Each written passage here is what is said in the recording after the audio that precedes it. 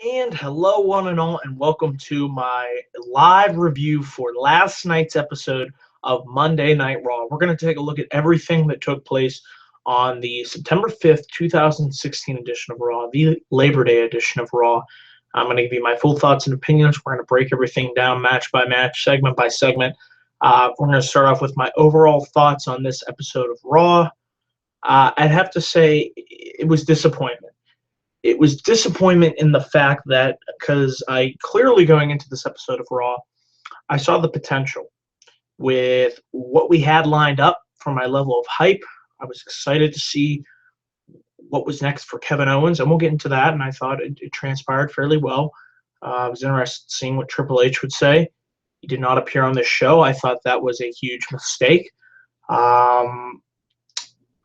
And when I heard that we were getting Bayley versus Charlotte, Rollins versus Jericho, Zayn versus Owens in the main event. You have that alone, you're thinking, man, this has the potential to be an A show.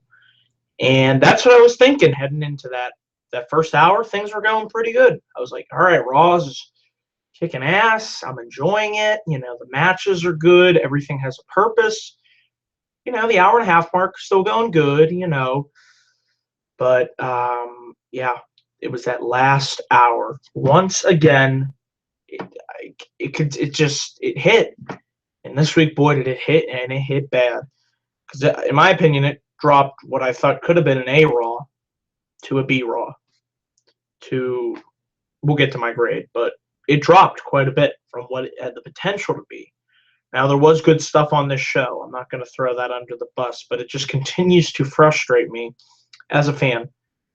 I continue to reiterate, less is more. It always is. I would prefer quality any day of the week, any single day of the week over quantity. And I think that is the problem with this show. This show is 3 hours long. It doesn't have to be 3 hours long, especially considering with the brand split. Now, I know you're going to make, some of you may say, well, the cruiserweights are coming in. And that's true. The cruiserweights are coming in, and I think it will help Raw.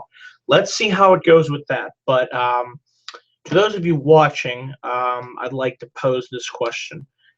Do you think that, it's fairly obvious, should Raw go back to 2 hours? And I think most of you, the majority of you, I would have to say, would probably say it should go back to 2 hours. So yeah, let me know down in the comments section what you all think. But I just thought, if this show was 2 hours, it would have been an A show. You cut half of the crap in that third hour. You cut the god-awful club segment, the squash matches, the Darren Young, Titus O'Neil stuff that nobody cared about. You shave that off, and, you just end with a solid 2 hour show that leaves you wanting more, not less. That's the other problem with Raw. It leaves you wanting less, not more. I think it would have been an A show, but instead we did not get that, so I only have to go by what we got. So, yeah, this Raw left me disappointed, like I said, because I saw the potential that was there, and kind of left me a lot to be desired. So, to those of you watching, I believe I have the live chat up, so if you want to enter your messages, questions, or whatever you want to type, maybe I'll get to that by the end of the review. Hopefully that's working. I want to try something new. But thank you all for tuning in. And let's get on with the review. Like I said, I really liked the way that Raw kicked off last night. I thought I enjoyed the attitude. The attitude from this segment was great. The passion and the intensity. With Kevin Owens coming down to the ring. He's the man. He's the Universal Champion, rightfully deserving. And I just love the way that Owens twisted and turned what the fans said back into themselves. And pretty much saying, oh, you deserve it, but pretty much the crowd only chants up because they want themselves to get over. And Owens all dressed up. He's in a suit. They have balloons falling down from the ring. And, this was Kevin Owens' night. He said Raw has now officially become the Kevin Owens show, and it most certainly is. He is the top guy on Raw, top heel on Raw. And eventually Seth Rollins comes down to the ring, and he is fired up. He is furious. He has this intense, like I said, love the intensity displayed in this segment. We need to see more of that on this show. But Rollins comes down. He gets right in Owens' face, and he says, pretty much that he has a problem with the way that Triple H essentially handed Owens the title. He said that if they were to hitch their wagon to a guy like Owens, he will be the one to burn this place to the ground. And Owens, this was a good line, Owens told Rollins that he is the architect of failure. Because it's true, Seth, since he has returned from injury, has pretty much failed time and time again. He won the title at Money in the Bank, but immediately lost it to Dean Ambrose. He failed to win it the Raw before the draft and the day of the draft. Failed to win it at Battleground. He failed to win the Universal title at SummerSlam. And he failed at the Fatal 4-Way. So I think this is finally going to solidify a babyface turn for Seth Rollins. A long overdue. Like, he should have been brought back as a babyface. And that kind of upset me. But if we're going to get it now, great. I'm all for it. And then Rollins and Owens would eventually begin to brawl, with each other. And then eventually chaos would ensue.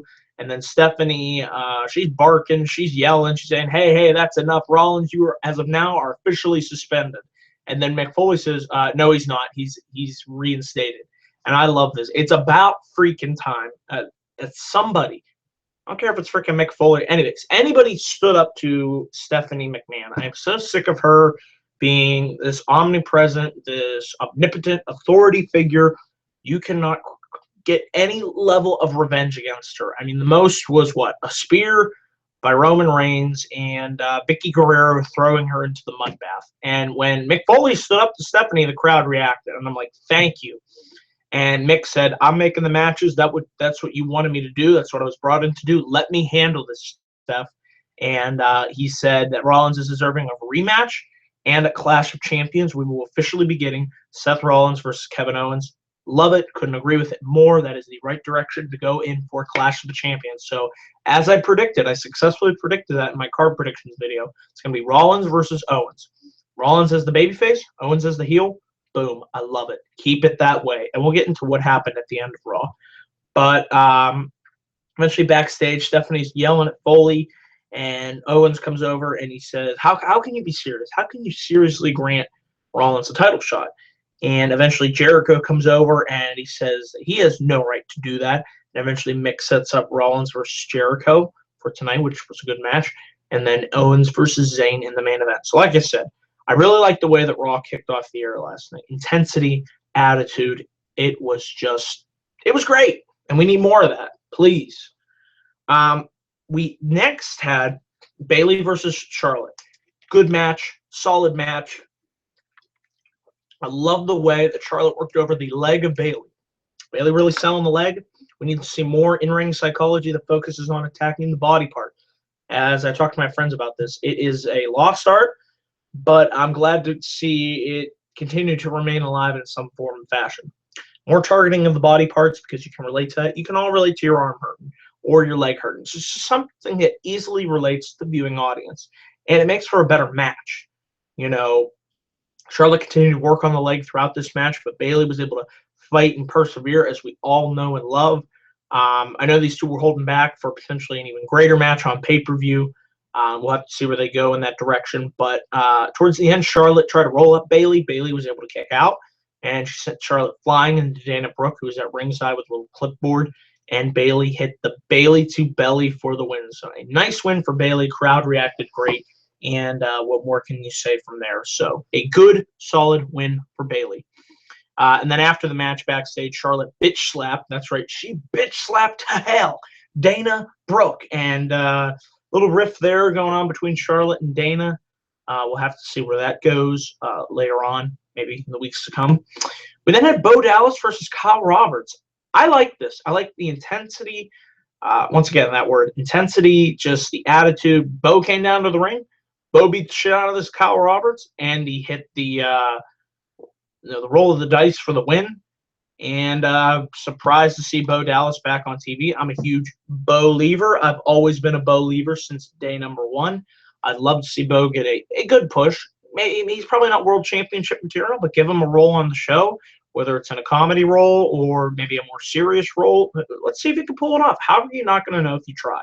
And hopefully they're trying something here with Bo Dallas, and it's not just a one-off. So for this week, Bo-lieve. We then had a very good match, probably my match of the night, between Seth Rollins and Chris Jericho.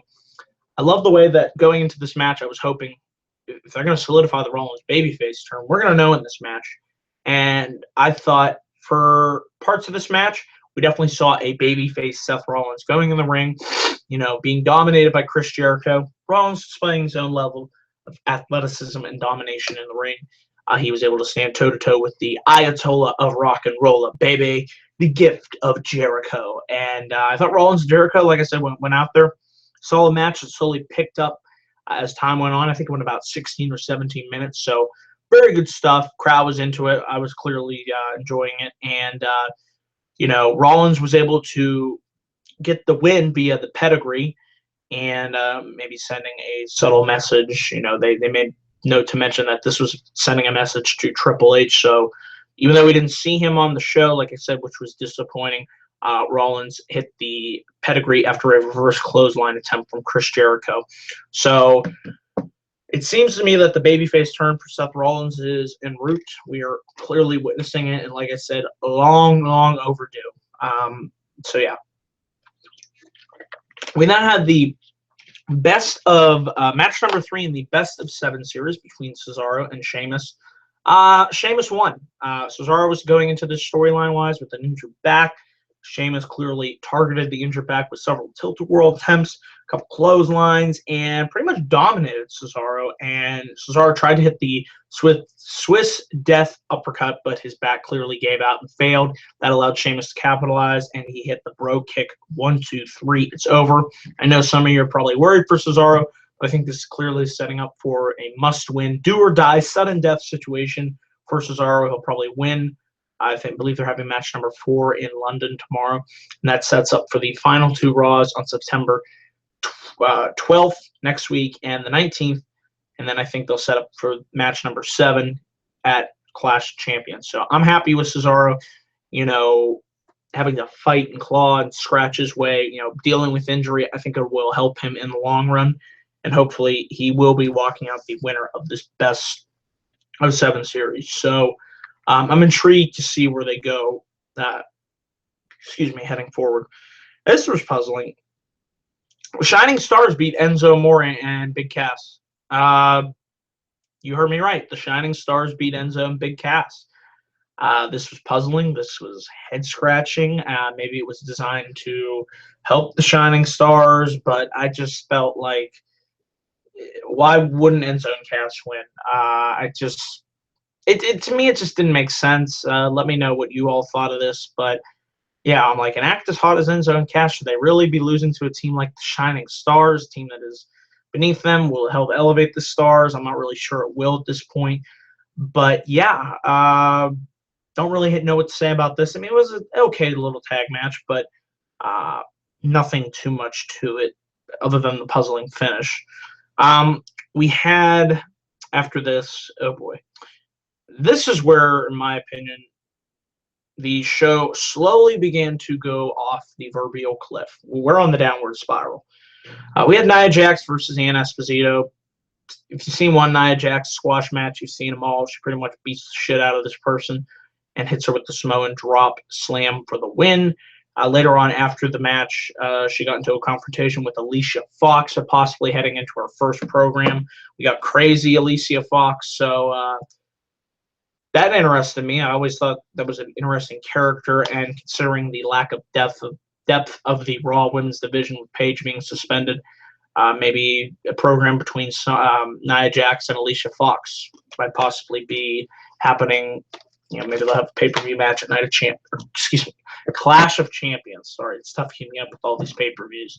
But this is my rant for this review. And as soon as I got done watching this segment, if I could even call it a segment, this was awful. This was, in my opinion, as of today, the worst segment of the year on WWE TV. And it pains me that it involves guys such as the New Day, who I do enjoy. I'm a huge fan of New Day. Bootios, eat them every single day. So you ain't booty. And I like the club. But I felt the way that they were cast, at first when they started doing this Dr. Skit stuff, I was like, okay, it's kind of funny. Not really, but I can deal with it. Maybe they're going to move past it. We are now in, what, week 5 or 6 of this stuff with the retirement home stuff. I mean, I liked when they attacked the Dudley Boys and beat them down. I'm like, okay, we're going to go back to the serious edge of the club. But no, they're doing this retirement home crap. It really ain't funny. But you know who it is funny to? Vince McMahon, of course. I love toilet humor. And I'm sure Vince got the biggest laugh of his life because the crowd did not care. The viewing audience, I'm sure there were some that probably liked it, but I didn't like it. I'm sorry. I thought this was garbage. I thought this was shitty writing at its best. There was just nothing to this. This didn't help establish the club as a serious threat to the New Day for their tag team titles. It did not do that at all. It made the New Day look kind of lame in the process. I thought this was their weakest segment to date. It made me like the New Day less. It made me like both teams less, and I'm not looking forward to seeing them clash at Clash of the Champions. And that should have been the goal of this segment. And I thought of it in my mind after this. The way that this segment should have been, you have the club come out, serious, none of this retirement home bullshit. Just say, we want to challenge the New Day. We felt like what happened at SummerSlam was a farce, was a joke. We're tired of jokes. We're going to be the dominant, kick-ass group that we know that we are, and we're coming for the New Day's tag team titles. You can take your bowl of Booty-O's cereal. We're going to take them spoonful by spoonful and shove them down your collective throats. New Day come out. They're intense. They're serious. Boom, have a brawl. Look how simple that was. That's all you got to do. You don't have to do this old day crap with slow music, fake New Day actors coming out doing a bad impersonation. Like I said, the crowd could not give two shits. I was considering turning off the show at this point. It's just, this is when the show went off the cliff for me. So this is my rant. Like I said, I can't say anything positive about this because this was awful. Whoever booked this should be fired. So yeah, we're just going to move on from that because it really didn't get much better after this. I'm thinking, okay, what do we got next? There has to be something that can salvage this third hour because it wasn't going good. Well, we got freaking Darren Young and versus Jinder Mahal. I'm like, great. That really I didn't care about. And they continue the feud between Darren Young and Titus O'Neil. Titus and Darren brawled. Did anybody care? I didn't. I'm sorry. This feud is doing nothing for Darren. It's doing nothing for Titus. I like both guys. I just don't want to see them feuding against each other. It didn't work in 2014. It's obviously based on the crowd reaction not working now. So why would you continue to do that? And then I had Braun Strowman versus Sin Cara. Strowman won after Sin Cara got counted out. So that match was what it was. Strowman, I thought, did look somewhat impressive. But like I said, this third hour, there just really was nothing. Nothing too much to say about it.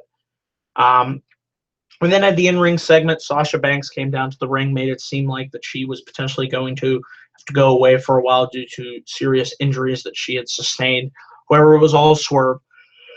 Excuse me. Sasha revealed that she's not injured and she will be gunning for her championship rematch at Clash of the Champions. It is officially confirmed for Sasha Banks versus Charlotte for the women's title. Now, I think Bayley will factor into that. I think we will be seeing a triple threat between Sasha, Bayley, and Charlotte. So that is something I'm all forward to, looking forward to. So good on that front. Glad Sasha Banks isn't injured. And I was worried during this promo. I thought for sure she might be saying I might even have to walk away. But no, the boss is all right. And she laid out Dana Brooke after the promo. We then had our main event. Good, solid match between Sami Zayn and Kevin Owens. Never get tired of seeing these two fight against each other. Zayn gave in one hell of an effort, like I said. Really, this and the Banks promo, which was okay, was the only good thing about the third hour. That 10 to 10:30 period was just awful. Truly awful. Like I said, after that New Day segment, the show just really seemed to fall off a proverbial cliff. Kind of killed the crowd, too, at a time. I mean, they didn't really recover until, I'd say, the Sasha Banks promo and then this match. So Kevin Owens won. He won after he hit a super kick onto Sami Zayn, and then Owens hit the powerbomb for the win. Owens looked strong afterwards. And then Roman Reigns comes down to the ring, and I'm thinking, oh no, they better not add Roman Reigns to this match. I want it to be Rollins versus Owens one-on-one, and fully announced for next week that Reigns versus Owens, which I would have thought logically you would have done Reigns versus Rollins, and the winner of that will face Kevin Owens. But they're going with this route. I don't know. I thought that would have made more sense, but whatever. Reigns versus Owens next week. If Reigns wins, he's added to the match. It's a triple threat. I'd rather see Jericho cost Reigns and have a match between Y2J and Reigns at Clash until Rusev returns from his honeymoon. I'd like to see Rusev and Reigns. I really would like to see that feud continue. The brawl from SummerSlam was a good brawl that probably should have been on Raw, but that you have to resolve that. How can you have that and just have no type of explanation whatsoever? That's the problem. We need continuity. We need to keep things going. So, like I said, if I sound a little frustrated in this review, I am. It's because overall, I thought Raw was C+. That's the grade I'd give Raw tonight, or last night, C+. But it could have been an A. I saw the potential in an A show. It's just this show doesn't have to be 3 hours every single week. And that's the point I want to drive home tonight. The guys that tuned in to watch, like I said, I got the group chat up. I don't know if you're able to access it, but leave your comments in the group chat right now if you choose to do so before I go off the air here, and I will answer any questions. So, yeah, what did you think of Raw last night? What did you like? What didn't you like? And, you know, I will respond accordingly. So if there are no questions, I will end this live Raw review. So I just want to say thank you all for tuning into this live Raw review. Please remember to click that like and subscribe button for more video content coming soon to this channel. Guys, I will be live tonight for my SmackDown review, SmackDown Live. Hopefully, and SmackDown will probably be a better show than Raw tonight. This is the final SmackDown before Backlash 2016. So we got my Backlash review coming up on Sunday. Be live with my review around probably 11:10, 11:15. So we have that to look forward to. So all in all, a lot of content coming to this channel, and just thank you all again for tuning in, and I will see you guys later on tonight for my SD Live review. So take care, everybody.